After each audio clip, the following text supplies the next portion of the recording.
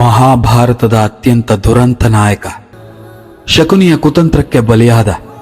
ಅಹಂಕಾರವೇ ಇವನ ಪತನಕ್ಕೆ ಕಾರಣ ಆಗೋಯ್ತು. ಕುರುಕ್ಷೇತ್ರ ಯುದ್ಧ ಆರಂಭವಾಗಿದ್ದೇ ಇವನಿಂದ, ಕೊನೆಯಾಗಿದ್ದು ಇವನಿಂದಾನೆ. ಅವನೇ ಕೌರವ ದುರ್ಯೋಧನ.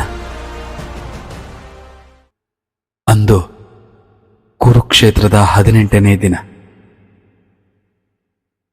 ಕುರುಕ್ಷೇತ್ರದ ಇಡೀ ಯುದ್ಧ ಭೂಮಿಯೇ ಸ್ತಬ್ಧ. ಸಾವಿನ ಘನಘೋರ ನರ್ತನವನ್ನು ತೋರ್ಪಡಿಸುತ್ತಿದ್ದ ಕುರುಭೂಮಿಲಿ ಎಲ್ಲಿ ನೋಡಿದ್ರೂ ಆಯುಧದ ಚೂರುಗಳ ಚೆಲ್ಲಿತ್ತು.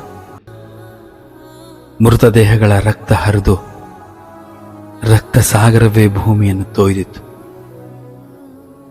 ದುರ್ಯೋಧನ ಅವ್ರ ಮಧ್ಯ ಒಂದೊಂದು ಹೆಜ್ಜೆ ನೀಡುತ್ತಾ ಬಂದ.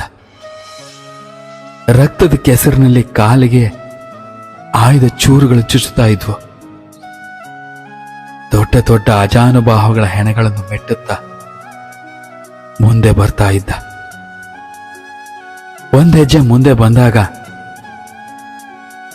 ರಣರಂಗದಲ್ಲಿ ಬಾಣಗಳ ಬಲೆಯಲ್ಲಿ ಛಿದ್ರ ಛಿದ್ರವಾಗಿ ಬಿದ್ದಿದ್ದ ದ್ರೋಣರ ದೇಹವನ್ನು ನೋಡ್ದ.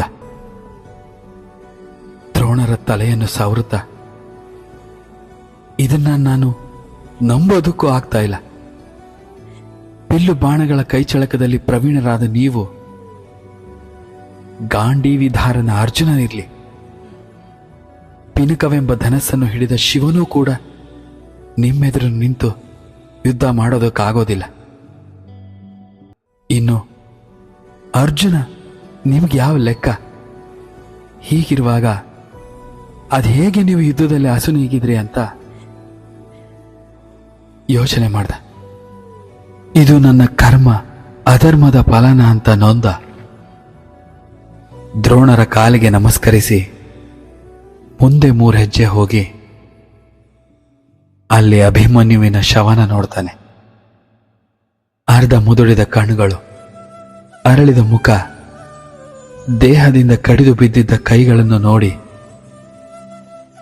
ಏಕಾಂಗಿಯಾದ ಅಭಿಮನ್ಯುವನ್ನು ಅನೇಕ ವೀರರು ಸುತ್ತುವರೆದರೂ ಕೂಡ ಅವರೊಡನೆ ಕಾದಾಡಿ ವೀರವರ್ಣವನ್ನಪ್ಪಿದ ಅಭಿಮನ್ಯುವನ್ನು ನೋಡುತ್ತಾ,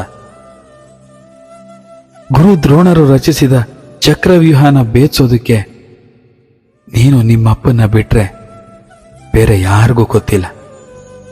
ಹೇಗೆ ಚಕ್ರವ್ಯೂಹನ ಭೇದಿಸಿ ರಣರಂಗದಲ್ಲಿ ಶತ್ರು ರಾಜರನ್ನ ಸೆದೆಬಡಿದ ಅರ್ಜುನನ ಪುತ್ರ ಅಭಿಮನ್ಯು, ನಿನ್ನ ಸರಿಸಮಕ್ಕೆ ಬರೋ ಇನ್ನೊಬ್ಬ ಯೋಧನಿಲ್ಲ. ಜಗತ್ತಿಗೆ ನೀನು ಪರಾಕ್ರಮಶಾಲಿ. ನಿನ್ನಂತ ವೀರ ಮರಣ ನನಗ್ ದೊರೆದ್ರೆ ಸಾಕು ಅಂತ ಪಶ್ಚಾತ್ತಾಪ ಪಟ್ಟ. ಮತ್ತೆ ಹಾಗೆ ಮುಂದೆ ಹೋದ. ತನ್ನ ಮಗನಾದ ಲಕ್ಷ್ಮಣ ಕುಮಾರನ ಶವವನ್ನು ನೋಡಿ, ತಂದೆ ಸತ್ತಾಗ ಮಗ ಬೊಗಸೆ ನೀರಿನ ತರ್ಪಣೋದಕನ ನೀಡುವುದು ಕ್ರಮ, ಆದರೆ ಇಲ್ಲಿ ತಂದೆಯೇ ಮಗನಿಗೆ ನೀಡುವ ಪರಿಸ್ಥಿತಿ ಬಂತು ಅಂತ ಪಶ್ಚಾತ್ತಾಪ ಪಟ್ಟ. ಹಾಗೆ ಮುಂದೆ ಹೋದಾಗ ಗದ ಪ್ರಹಾರದಿಂದ ರಕ್ತದ ಪ್ರವಾಹದಲ್ಲಿ ಮುಳುಗಿದ್ದ ತನ್ನ ತಮ್ಮನ ದುಶ್ಯಾಸನನ ಬಳಿ ಬಂದು, ನಿನ್ನನ್ನು ಕೊಂದನೆ ಆ ವೈರಿ, ನಿನ್ನನ್ನು ಕೊಂದವರನ್ನು ನಾನು ಸುಮ್ಮನೆ ಬಿಡುವೆನೆ. ನಾನು ಬದುಕಿದ್ದೀನಿ, ಅವನು ಬದುಕಿದ್ದಾನೆ ಎಂದು ಸಿಟ್ಟಾದ. ಮುಂದೆ ನಡೆಯುವಾಗ ಆತನ ಕಣ್ಣಿಗೆ ಬಿದ್ದದ್ದು ತನ್ನ ಪ್ರಿಯ ಮಿತ್ರ ಸೂರ್ಯನ ಮಗ ಕರ್ಣ. ರಾಜಾದಿರಾಜ ಕರ್ಣನ ಹೆಣವನ್ನು ನೋಡಿ ಅವನ ಕಣ್ಣುಗಳು ತುಂಬಿ ಬಂದವು.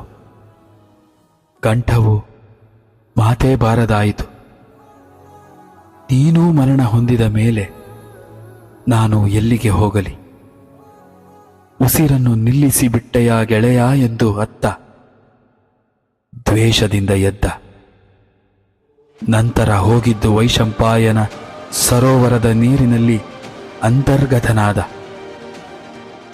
ನಂತರ ನಡೆದದ್ದು